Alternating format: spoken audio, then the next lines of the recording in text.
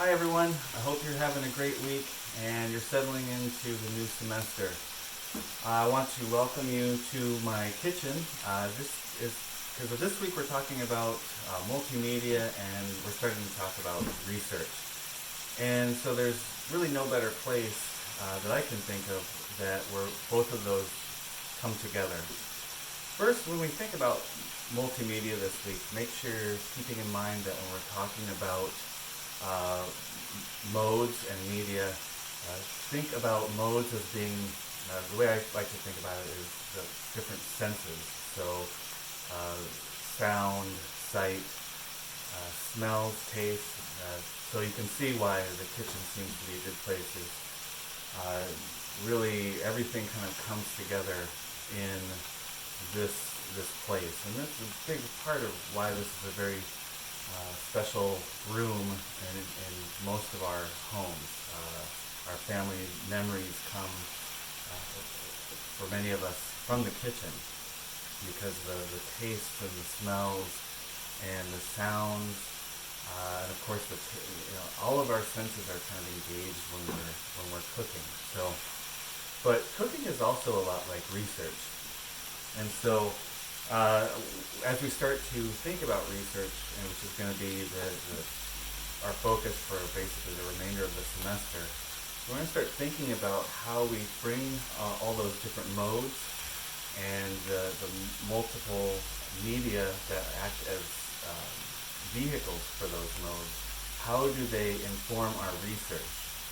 Well, again, sticking with the cooking metaphor, one of the things we first do when we decide what we're going to cook is we think about what's going on in the world, basically. Is it warm outside? Is it cool outside? This might determine what we're going to make. It's a little bit cool outside. We're getting into fall, so I'm going to make a soup today, right?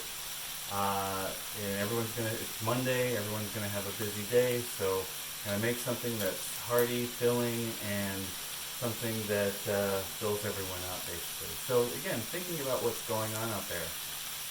For as far as research goes, what's going on in the world, whether it's social, cultural, political, you name it. There's a lot of things that you can draw from. But the first thing to really think about, especially as you're coming up with questions, is think about what's going on in the world.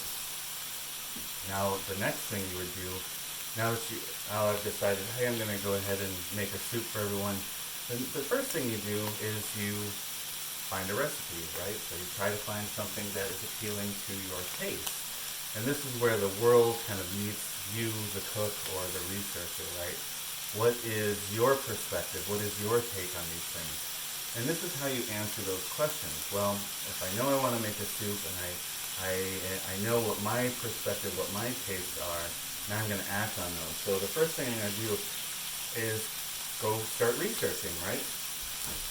So now, it might be tempting to grab a big book and, being in English class, I might want to grab my nearest Shakespeare book, but this isn't really a good reference, right? We don't necessarily turn to Shakespeare for cooking, so I'm going to put that away and use that as a doorstop somewhere. No, instead, we'll turn to a cookbook. Okay, here's a soup Bible, picked up years ago. Sounds very authoritative, so I might use that, right? So the first thing you want to do is start following a recipe. Now, especially if you're a new cook or a new researcher, you might want to start with some techniques that are tried and true. Get your feet wet and just go with some standard practices and procedures as far as research goes. And I'll show you those in another video.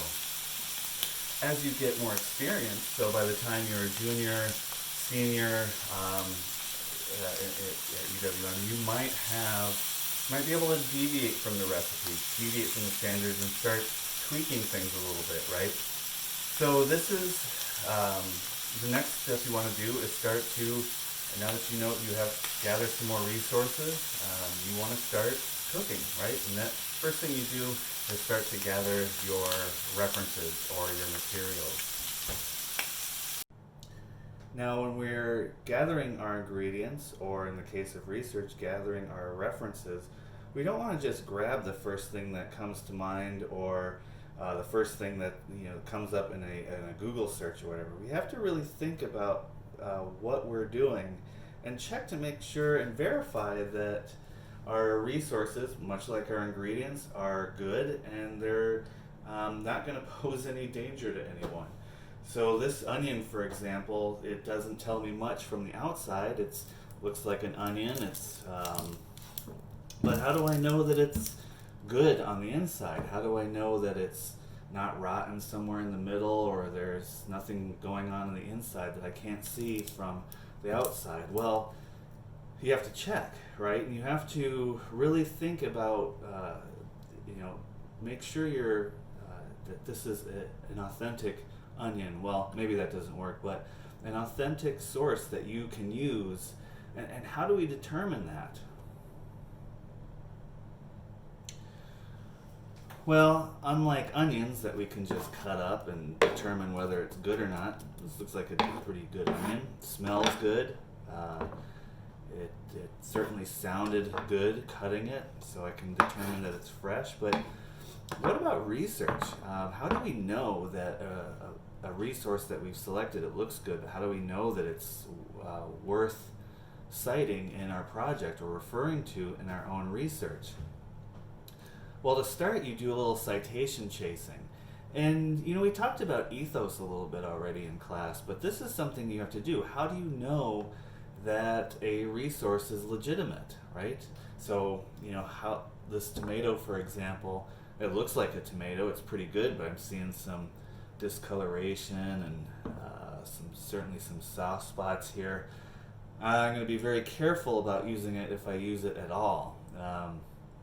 Like research, I have to make sure that it's a good quality resource. Well, how do I do that? Well, I look around and I start to check to see how many people have reviewed it. One of the things about academic journals that we do, why it's so important at the college level to use academic resources, because these go through a very tough process of verification and making sure that if it's a scientific paper, that it's done, the experiments can be replicated. If it's more of a humanities article, it might have to, there might go through peer review, several rounds of peer review, where other people from the same field might check to make sure that your theories are right, your writing is good. Research, it's a little bit different.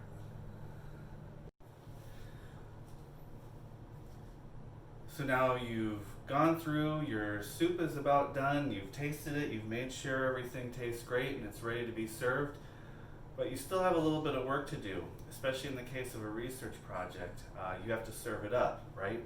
So it's one thing when you're doing a soup, maybe some garnish, maybe some bread on the side or something.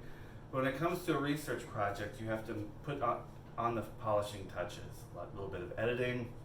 Again, this is where you get a second pair of eyes.